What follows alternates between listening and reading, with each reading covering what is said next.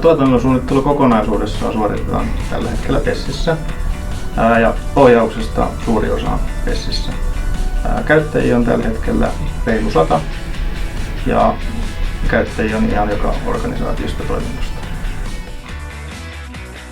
Valitsimme PESin, koska kokonaiskuvan hahmottaminen oli erittäin helppoa ja materiaalin hallinta oli hyvin mukaan.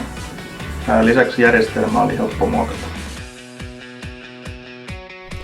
No, ennen kuin PES otettiin käyttöön, niin tuotannon seuraaminen oli hieman haasteellista, että tuotannon ohjaaja joutui kysymään tuotannon puolelta ihan menemään sinne ja kysymään, että miten työt etenee ja selvittämään sitä kautta ja raportoimaan eteenpäin. Eli manuaalista työtä oli paljon.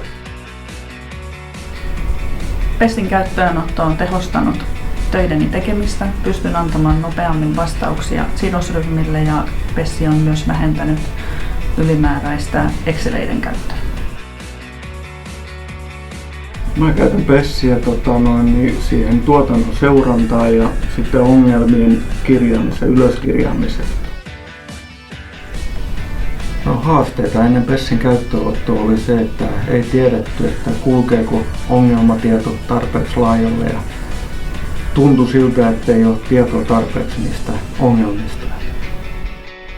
Mielestäni PESiä on helppo käyttää, että saatiin koulutus siihen ja sen jälkeen se on ollut aika luontevaa.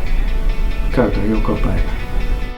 Kyllä, digitalisointi on ihan semmoinen ehkä mitä odotettukin, että se tieto siirtyy tarpeeksi äkkiä kaikille osapuolille. Kyllä työntekijätkin sitä tietoa kaipaa, missä mennään. PESin myötä läpinäkyvyys on parantunut suuresti ympäri organisaatiota.